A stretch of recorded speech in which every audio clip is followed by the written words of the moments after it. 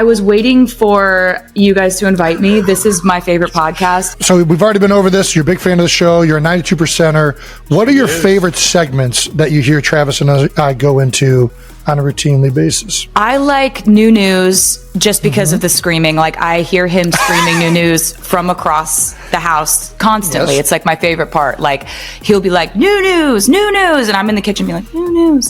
So I love that because of just the bellowing of it. Like, I love No Dumb Questions. That's a banger. I really like it when you give people advice. It's kind of my personal favorite. Do you usually agree with the advice, or do you just like listening to it? I mean, I think that like you guys give such male-centric advice. It's which I think is just dudes who don't want drama. Yeah. Dudes who are trying to avoid the mess. But sometimes you're going to like do a bit and say the messiest thing that they could do, which is funny too. So we're going to ask the question everybody watching the show is currently asking. Why are you coming on the show? Why guys? What are you doing? You have so many better things to do with your time. This podcast has done a lot for me. I owe a lot to this podcast. This podcast got me a boyfriend ever since Travis decided to use it as his personal dating app about 2 years ago. So worked pretty good. Yeah. Hey. Were his friendship bracelets that good? Did you give the friendship bracelets, or was that just on the podcast? Like, I've never seen the original. They didn't leave the stadium because I was butthurt, Jason. He threw a tantrum. He threw a man tantrum. He's out of here. It's so funny. It's my like plan is ruined. She loves me. She loves me not. She loves me. She loves me not. This is so she wild. Hates me. Like, it was such a wild romantic gesture to just be like, I want to date you. Like, on, I don't know. It was, at first when I looked at it, I was like, this dude is... That's what it does when you're on the stage and you perform in Arrowhead. That's what it did. This dude didn't get a meet and greet. He's making it everyone's problem. That's what I thought at first, and then I was You come to Arrowhead, I get to meet you. That's the perk of playing for the Chiefs. You realize he didn't even reach out to our management. I was like, when this podcast came out, I was like, did he ever reach out to be like in the tents, or did we know he was in the building? He came with Pat. And he thought that because he knows the elevator lady that he could talk to her about just getting down to my dressing room. That's how it works. You just go. And I got denied. That's how it works in 1973. When the elevator wasn't invented. But yeah, he really just was like, I know a guy, I can figure this out. But I actually, when I thought about it, I was like, actually, we live in a day and age where, like, I'm not an online person at all. I'm not like on social media like that. And like, I'm genuinely terrified to open my DMs. Smart. It's just like, there's smoke coming out of my DMs. Like, I don't want to go near that. I don't know what's If you want somebody to go through it, I'll go through it just because I'll laugh my ass off. It's like if you have like 20 million unread DMs, you're just like, entertained? So this kind of felt more like I was in an 80s John Hughes movie and he was just like standing outside of my window with a boombox just being like, I want to date you. Yeah. Do you want to go on a date with me? I made you a friendship bracelet. Do you want to date me? Just come outside and meet me. Just meet me once. Just give me a chance. So I was like, if this guy isn't crazy, which is a big if, this is sort of what I've been writing songs about wanting to happen to me since I was a teenager. Yeah, and I was sitting there at the Eras Tour listening to every single one of those songs. Like, I know what she wants me to do. Yeah. I feel that. That's exactly what she wants me to do. She's like, this is just her wish list of like, meet me, please. Now I'm butthurt. Yeah. I'm upset that you didn't meet me, even though you didn't know I wanted to meet you because I didn't do any proper logistical planning. Who plans Typical nowadays? Kelce. Typical Kelce. It was wild. It was wild, but it worked. I'm glad it worked. I'm just circling back to New Heights to say thank you for this. Yes. Look at this. I'm the luckiest man in the world. So yeah, and thank you to New Heights, all the editing. Jake, thank you for putting that on social media and letting it do its course. Hold on, before we move on, how did you know he wasn't crazy? Because that's the other side of that, right? Like, a guy goes up there and professes his love for you. It's either one, it's like, this could be the most romantic thing in the world. It can also be like, he is crazy, Jason. I mean, but there's a right crazy. Yeah, he's the good kind of crazy. And I knew that he wasn't crazy the first couple of times that we talked. I was just like, he's truly getting to know me in a way that's very natural, very pure, very normal. Like, also like just the way that he could make me laugh so immediately about normal things. Travis is like he's just a vibe booster in everyone's life that he's in. He's like a human exclamation point.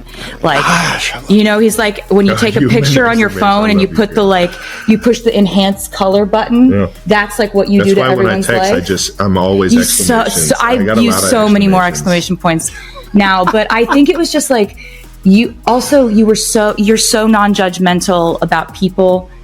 And you were not judgmental about the fact that I knew nothing about the world you were in. It was the best. You were nice. You were so nice. I got a clean slate. You were like, thank you. Get a clean slate. He doesn't know any of my bad stuff. Are you kidding me?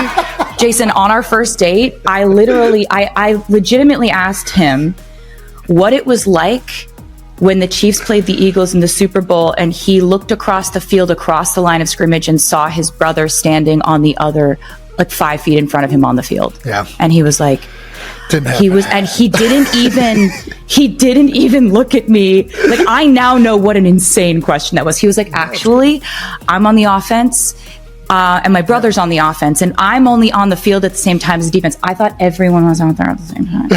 I thought that the quarterbacks. I mean, that's how you played it on the playground growing up. So I understand if you hadn't No, you don't understand. I thought it was like Jared Goff is here and Josh Allen's here. And they're gonna be like, they blow a whistle and then they go at each other and they're like, and it's like, who's gonna win? That's actually, I would love to see Jared Goff play some defense. Let's see Jared Goff on defense. I've got some ideas. I've got some thoughts. Yeah, I didn't know what a first down was. I didn't know what the chains were. I didn't know what a tight end was. I am forever thankful for you diving into the football world wholeheartedly. Oh my God, I fell in love with it. I became obsessed with it. I became like a person who was running through the halls of my house screaming, "We drafted Xavier Worthy!" And my friends are like, who body snatched you? What do you mean we drafted Xavier Worthy? I forget where I was, but you were the first person to tell me that we drafted the fastest man in the draft. No, I was screeching. I couldn't believe it. I was freaking out. We're talking about I'm like, wait, is she right? I had to look this up. I'm like, she get the wrong information here? But yeah, we traded up. We're talking about cover 2, cover 4, cover 0, cover. We're talking. We're learning. I continue to learn. Maybe somebody else that even knows what those coverages are. Yeah, I'm not ready to be an analyst right now. Give me 16 months. You're going to pick up on it. I'm telling you, you would ask some of the best questions when we were up in the booth, and there's like your desire to learn more, but your genuine excitement around it, as well as like your competitiveness. She's not fucking around. No, Tay's not fucking around. Oh my God. She's not fucking around. Reclaiming masters. You want to tee this up? Yeah, let's tee it up. One of my favorite things this summer was Taylor reclaiming her masters. Her recording of her first 6 albums finally became hers. Yep. And you haven't really talked about it. You made that beautiful post on all your social channels, thanking everyone that made it happen and everything. But why don't you tell the 92%ers how it really felt? Oh, wow. So to catch anyone up who doesn't know about this saga, like, I signed a record deal when I was 15, and I always kind of refer to it as I got my music back this summer, but I never owned my music at all. So traditionally, a lot of record deals are set up in a way that artists don't own what's called their master recordings. Owning your master recordings means that you have complete control and power over distribution, licensing, and essentially the way your legacy is shaped. It's a huge thing. It's always been a huge thing for me. Like, since I was a teenager, I've been actively saving up money to buy my music back and to ever own it in the first place, because it's usually the label that owns it. But I've always wanted this to happen. So it's been sold. My music has been sold a few times. The first time that it was sold, it really ripped my heart out of my chest. And I told everybody exactly how that felt for me and what I was going through. And I started basically defiantly re-recording my music because I wanted to own it, and this was the only way I thought it was ever going to happen. And so I knew she had a bad kid, and she's just got a little bit of a bad kid. Yeah, it's not a bad kid. That's a freaking savvy kid. That's what that is. That's like, hey, I've been told I've been defiant a lot of times. Well, you are defiant. So. You're very defiant. It's like insubordinate, Travis. Insubordinate. Yeah, it's. I think for me, that was the closest I ever thought I would get to owning my music, and so re-recording my music, it was so exciting to get to have that opportunity. But there was still I thought about not owning my music every day. It was something that I never was. It was like an intrusive thought that I had every day. And so we do the Eras tour. After the Eras tour, I had a meeting with my team, and we decided this might be a good time to approach the current owners of it. The owners of it was a private equity firm called Shamrock Capital. I knew them to be above board people. They had been very friendly to us.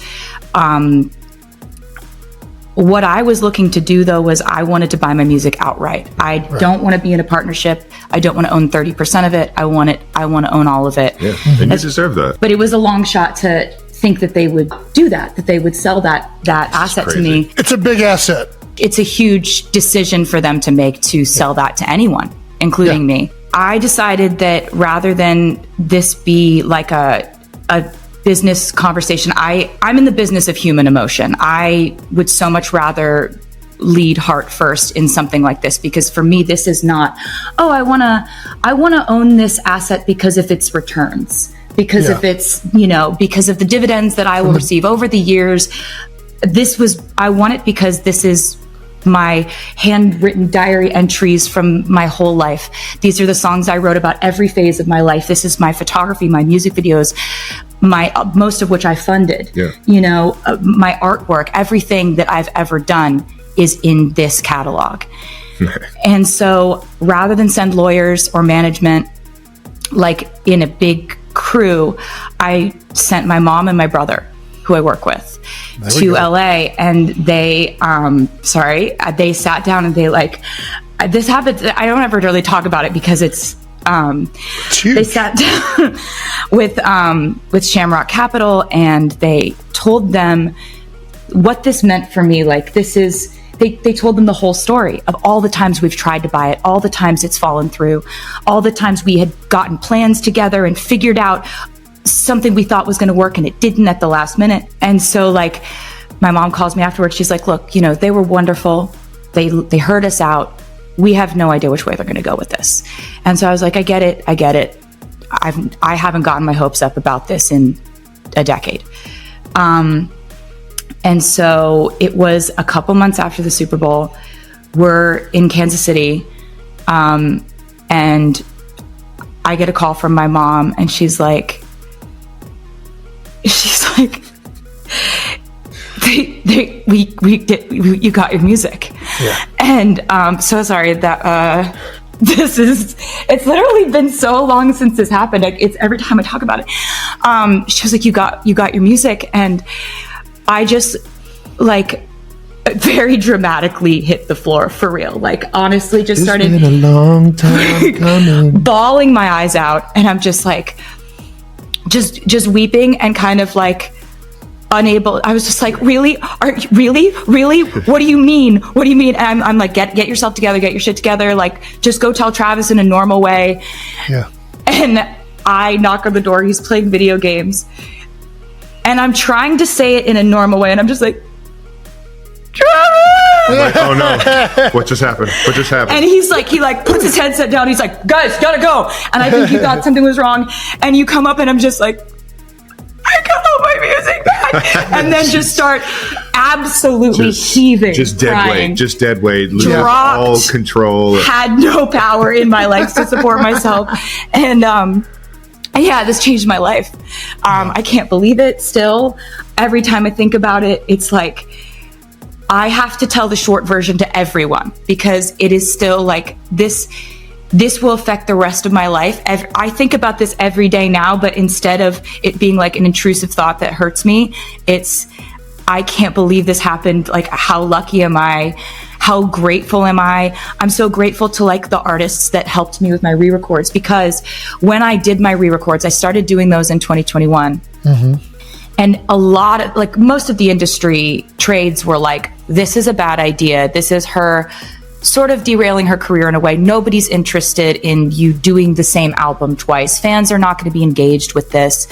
This is not going to go well for her. Somebody knew, though. And it was like, I still was able to like reach out to friends of mine, like Phoebe Bridgers, Keith Urban, Maren Morris, Chris Stapleton, Haley Williams from Paramore, Fall Out Boy, like all these absolutely incredible artists that like shape who I am as an artist.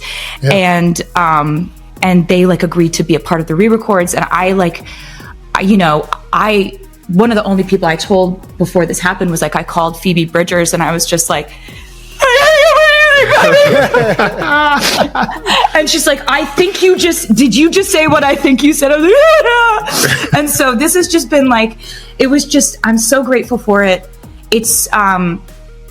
It's just unbelievable, and I was so happy you were there when that happened. I mean, I was, because I could not stand. Yeah, I mean, I started crying too. I'm you were weeping. I was. I'm just so happy for you because I've seen how you make music. I've seen how you make these videos. I've seen the effort and the focus and the strategy behind what just one album in Torture Poets Department and in Fortnite, and I was blown away that you had been doing this your entire life, and for your first 6 albums, you weren't given the rights to all of that. Mm-hmm. And I know what that looked like, and I know how much it burned you that you didn't have that, and you didn't have your creation. Mm-hmm. And I think doing it the right way, creating the fan base that you did the right way, and leading your life in a direction that you were eventually going to get it back somehow, some way, because of you always doing things with the right intentions.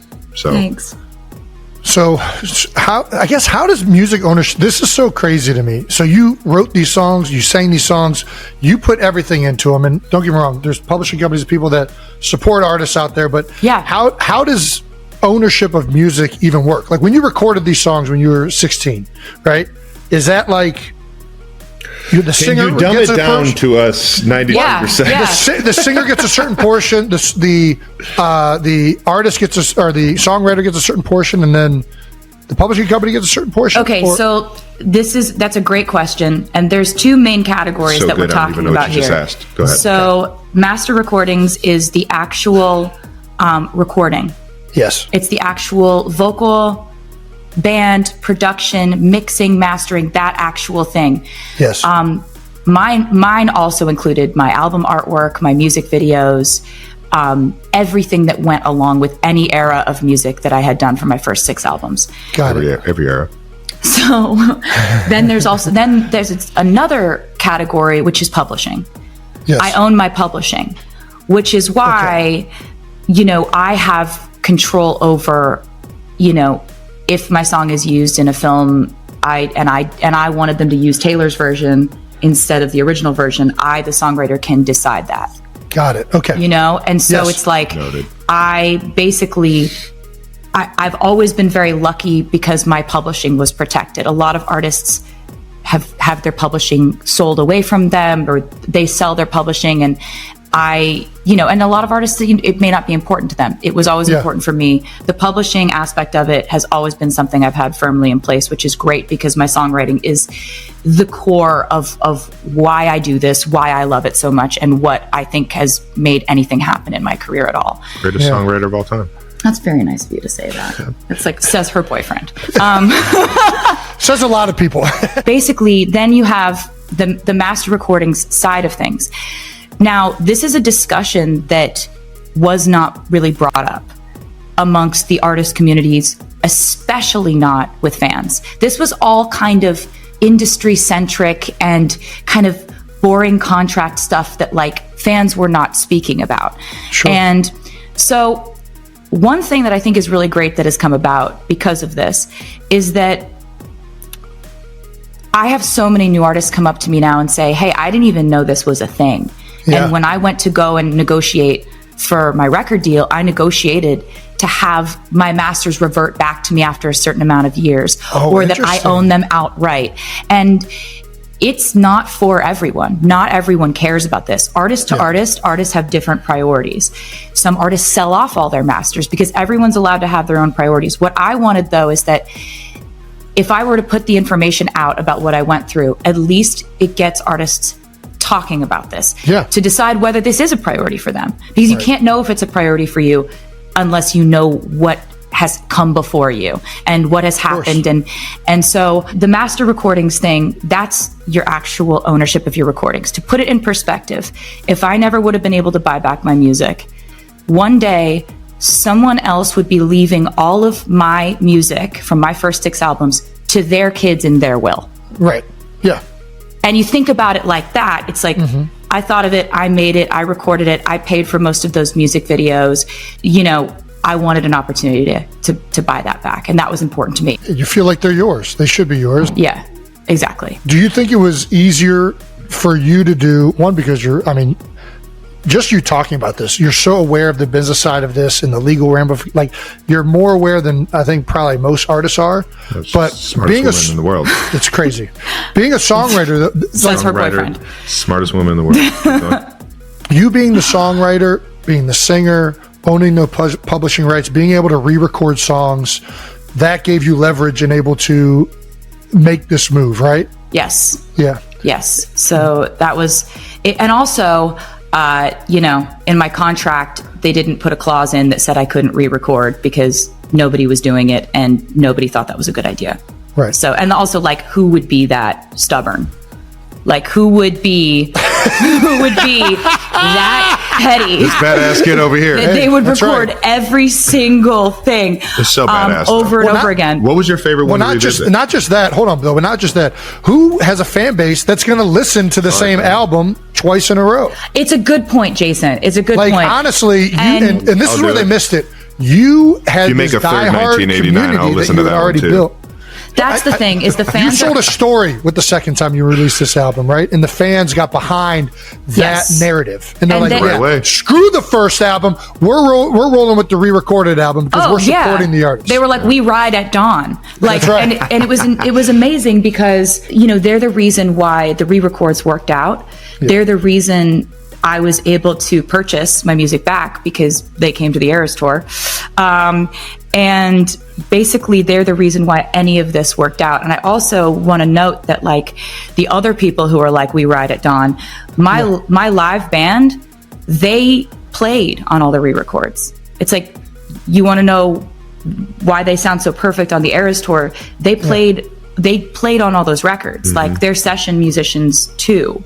And that's how good they are. And I'm so impressed just by their ability and their dexterity as musicians to be able to do that so convincingly, because there are actually there's the Taylor's versions one. I kind of prefer a lot of that stuff. I think it sounds incredible, but I'm happy to have all of it. So that leads me to the next question, Tay. Now that you own all of it, you have the re-recordings, you have the original recordings. What should we listen to? Like, what do I roll with? Does it matter? You're just like, whatever you guys want. Like, yeah, it's really whatever you guys want. Okay, because I love both of them. I would not have put out the re-records if I didn't think that they held up or were better. I think a lot of the vocals I did on the re-records are better than the originals. Ooh. Okay. But it's like, if you found a nostalgia in the originals and that was what you were listening to when you were 12 years old, bopping around in your bedroom, go crazy. Yeah. We got them all. I'm going to start doing comparisons. That's what I got to do. I just got to start doing comparisons. Yeah. You're going to listen to every beat. Yeah. You're certainly, it's not mandatory, Jason. I mean, it sounds like a good time. I'll say this. There's a few good playlists out there that have a mixture of them all. You've been streaming? Yes. Thank you. I've been streaming for about 2 years now. Oh, that's fantastic. Thank you so much. That's why we got that spike in the that's what it was. 35-year-old male demographic. Right. Yes, that 1.7 billion, that was at least 1 billion of those, for sure. We have one IP address from one iPhone that continually is listening to this playlist. Did you have a favorite album that you re-recorded that, like, are there different eras that you liked recording more, re-recording? I really liked them all, but I think Red was very special. There were songs that I called From the Vault songs, and there was one which I think is maybe my favorite song I've ever written, called All Too Well, the 10-minute version, where I unearthed... There were originally so many more verses in that song than ended up being on the album that I had put out when I originally put out Red. I made the glorious fortuitous mistake of saying that to my fans in an interview. You know what those words mean. I love it. You're so handsome. So basically, I said that in an interview to my fans, and they just like hung on to it. They were like, where's the 10-minute version? Give us the 10-minute version. Yeah. And when it came time to doing Taylor's version and re-recording the album, I went back in, found the verses, restructured the song to the way that it pretty much was when I had originally written it, put them back in. And that song is one of my favorite things I've ever done. And it was when we were on the Eras tour, I'm watching people just like cathartically scream this song to the point where I'm like, do you need to go to the hospital? Like it was so passionate, the fan response to that song at the Eras tour. And I remember thinking so many times, like, what if this never happened? Like, what if I never had to re-record this? It's one of the most iconic parts of that tour. It was so fun. And so like, it really did make me fall back in love with that album specifically. I have a song with Phoebe Bridgers that I really love on that, From the Vault. Chris Stapleton was a part of it as well. And I think that one, I've always loved Fearless in 1989 in a very pure way. But Red, I've kind of gone back and forth over the years and been like, like that re-recording it made me just be like, oh God, I love that album. I have no complicated feelings about that. Wouldn't have done anything different. Maybe except to include the original verses the first time. Well, we just talked about the different eras a little bit. Let's talk about perhaps the most daunting thing that any artist has ever taken on, which is the Eras Tour. Oh my God. You finally finished it up last December in Vancouver. I don't know. What did it feel like to wrap it up? What does it feel like now? Like not touring and being on a jet every day, basically trying to go from country to country. Yeah. I mean, it's insane. It feels great, Jason, to be honest. I'm not going to lie to you. You don't miss it?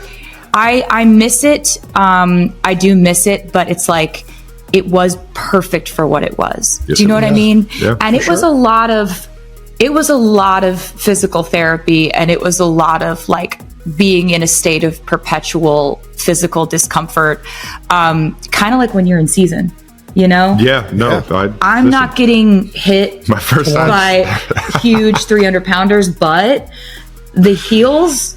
When I saw the recovery station in the hotel room after with the toe spacers, I gotta acupuncture that.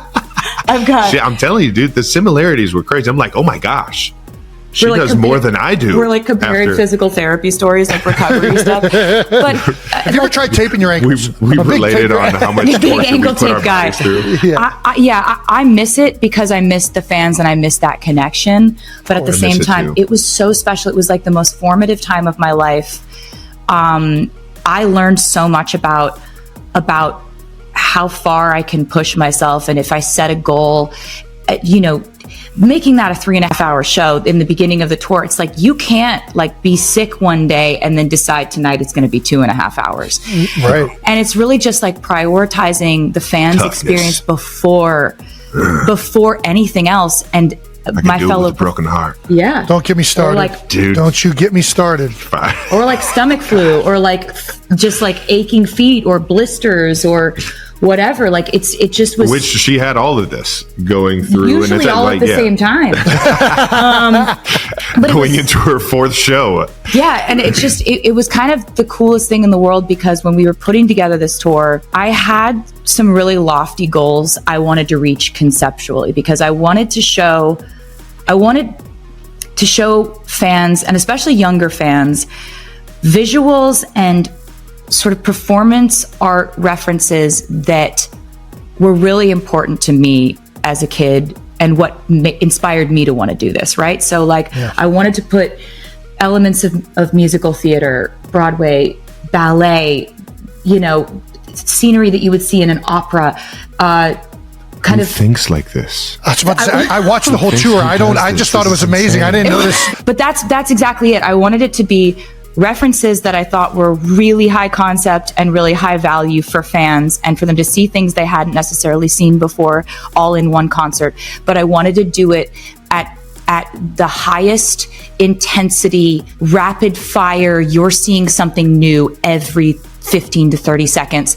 And so it feels like you're scrolling in an algorithm, right? Yes. And when I heard reports of people saying that they got actual amnesia after the concerts, I was like, oh, I think we did it. Yeah. I think we did it, nailed it. That's genuine. I wasn't even shooting for that goal when they're like, I saw so many things and I experienced a state of euphoria that I now don't remember what happened to me. I was like, oh my God. All I remember is that she didn't want to meet me. That's it. That's all he got about. And as much as you, and I've told you this, as much as you want to, give New Heights credit, I give the Eras Tour credit. Yeah? I give the Eras Tour credit because if I would have never gone to that show and been mesmerized and just been captivated, and then left with such a desire to want to meet you, I would have never went on here and told everybody how butthurt I was. Yeah, I'd never just been so engulfed in the curiosity of who you were. Oh, that's really wonderful. One of the best things about that last statement is you didn't even know what the word engulf meant before, like, you met Taylor. Like, you've broadened your horizon so much. We're the perfect. I'm telling you, she makes me so much better. Thank you for saying that.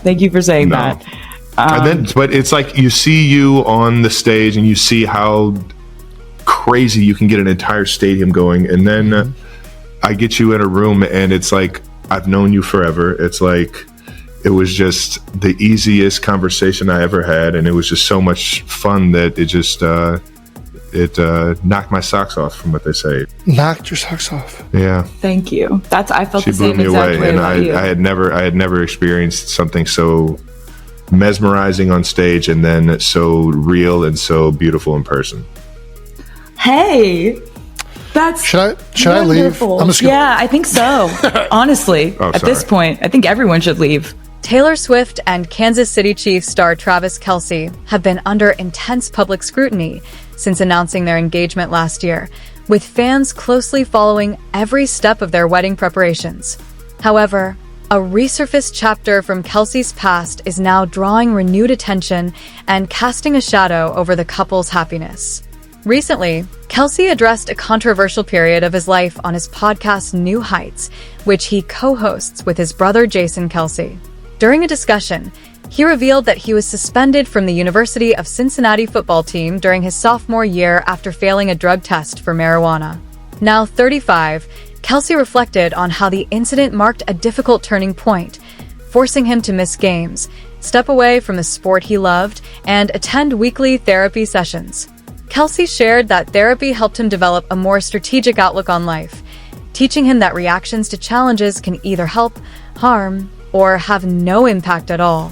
While many have praised his openness and personal growth, the renewed attention surrounding the incident has reportedly left Swift feeling uneasy. According to a source cited by Radar Online, Taylor is deeply uncomfortable with the old story resurfacing, particularly after years of carefully cultivating a squeaky clean, family-oriented image. Although she is said to be proud of Travis for the work he has done to turn his life around, the renewed focus on past mistakes reportedly makes her feel vulnerable and out of control, at odds with the positive, carefully managed image she has long maintained. Another insider added that Swift's brand is rooted in positivity and control, making negative headlines about those close to her feel like a personal threat. Even as the couple continues planning their highly anticipated wedding, the echoes of Kelce's college years are reportedly causing concern, especially for Swift, who has always fiercely protected her reputation and the people she loves. The situation has sparked widespread discussion across social media and fan circles, with many questioning how the couple will handle the renewed spotlight as their wedding approaches. Despite the scrutiny, Kelce continues to prove himself as a top athlete and remains one of the highest-paid players in the NFL. Still, the current season has brought its own challenges. He has faced criticism and online trolling over his on-field performance, while Swift has been seen looking visibly upset at several games, fueling speculation about the emotional strain and pressure the couple is under amid relentless media attention, with an announcement potentially expected once his contract expires in March. the couple's relationship remains a major topic of conversation.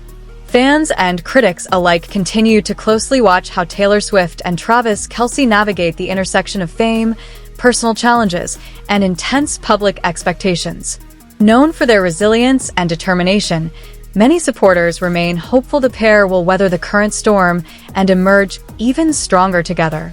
As wedding plans move forward and media attention continues to swirl, all eyes remain fixed on Swift and Kelce, waiting to see how they handle the pressure and what the next chapter holds for one of pop culture's most talked about couples.